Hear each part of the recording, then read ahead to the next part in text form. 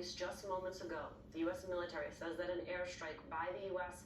has killed a commander belonging to an Iranian-backed militia group believed to be responsible for strikes against forces in the Middle East. The U.S. military says that there are no indications of civilian casualties at this time. They add, quote, "We will not hesitate to hold responsible all those who threaten our forces' safety." Joining us now, NBC News Chief International Correspondent Keir Simmons in Erbil, Iraq, and National Security and Global Affairs reporter Dan DeLuce for us at the Pentagon. Dan, what more do we know? Well, this is what they're calling a unilateral strike. The U.S. Central Command says that they have taken out the commander of Kataib Hezbollah, this Iranian-backed militia that has been blamed for many attacks, dozens of attacks on U.S. forces in Iraq and Syria. And as you said, they believe at this point there were no civilian casualties or collateral damage. And they, of course, say that they will continue to take these strikes as necessary to, as they say, protect our people, American service members. Important to point out here that this campaign started on Friday after 3 U.S. service members and were killed and dozens of others were wounded in an attack at a U.S. outpost in Jordan. And those retaliatory airstrikes targeted militias backed by Iran in Iraq and Syria. And then today they're saying they targeted and killed this commander of this Iranian-backed militia.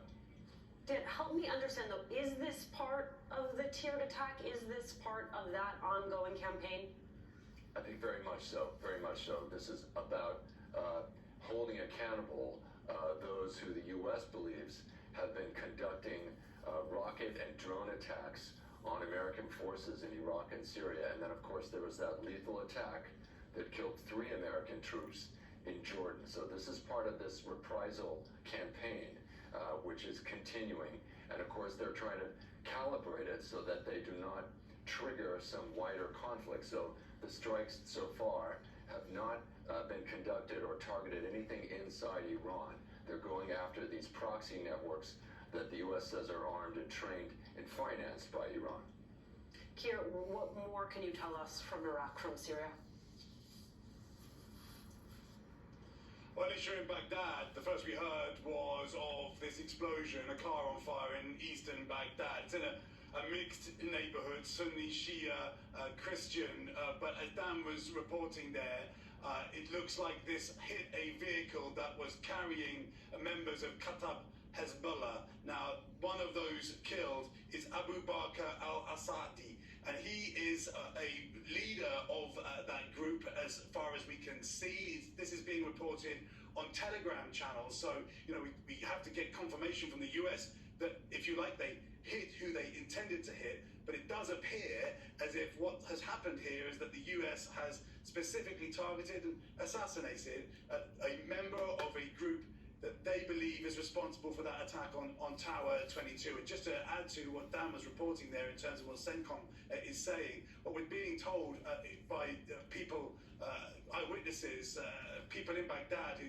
are talking to eyewitnesses, is that it does look as if it hit specifically this car, and even a car right next door didn't sustain damage. Now, that's not to say, even if there weren't any civilian casualties, that there isn't a huge amount of anger, crowds around shouting no to America, no to Israel, as ambulances took these bodies away. Some reports that 3 people were killed in this vehicle. I don't have confirmation of that, but that's what's being reported. Obviously, in this opening hour after something like this has happened, a lot is being reported that we can't necessarily confirm. But it does look as if this has been a specific target on a specific member of this group that the US accuses of carrying out this attack on Tower 22, where those 3 service men and women were killed. Dan, what more can you tell us about Kataib Hezbollah and or this senior military commander?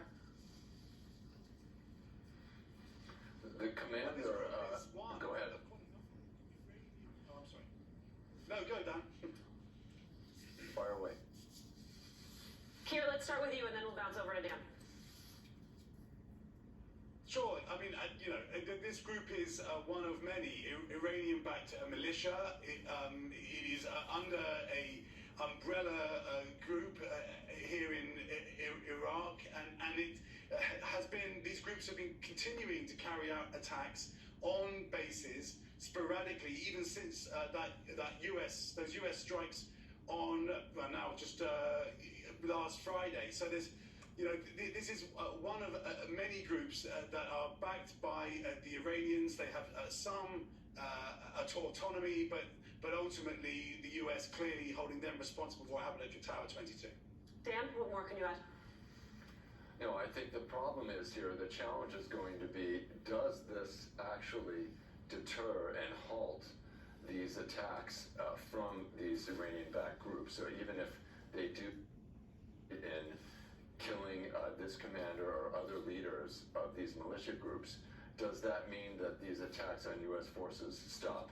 And it's just too early to say, but it's a very difficult challenge because there are years of this kind of thing going on. Iran uses these proxies to sort of exert influence and create huge headaches for its adversaries. So it's too early to say how effective this will be over time. And again, I think the administration is really putting its chips on the idea of diplomacy, that they can help forge a ceasefire between Israel and Hamas, and that will reduce tensions, and that will sort of take away this, stop this cycle, this escalatory cycle we're in right now.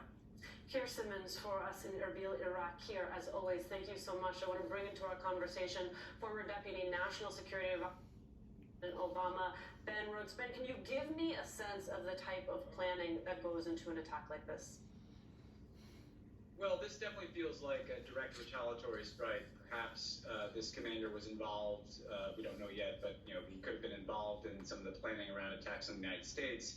The United States monitors and gathers intelligence on a group like Kataib Hezbollah, KH, because they're regularly involved in attacks on U.S. facilities or troops dating back to the last days of the Iraq War. This goes back a decade. And so it would be the normal course of action that you have intelligence that you've been gathering on this group. After an attack like what we saw that killed 3 U.S. service members, you probably really ramp up efforts to try to identify who might have been responsible, where they are, track their movements, have some obviously overhead capacity to see where someone like this is moving, and then a decision is teed up to the president probably. If it's involving a strike like this in Baghdad, right? Because we should talk about that. That's quite sensitive to do something in Baghdad for his decision. And so there's both the kind of military and intelligence development of this kind of target, and then there's the policy decision about whether you engage in this type of targeted assassination in a sensitive area to the Iraqi government like Baghdad. Well, there's a lot to unpack there, but let's start with Baghdad and the decision to complete a mission like this in such a sensitive region. The complexity of that, the conversations that were likely had on that point specifically.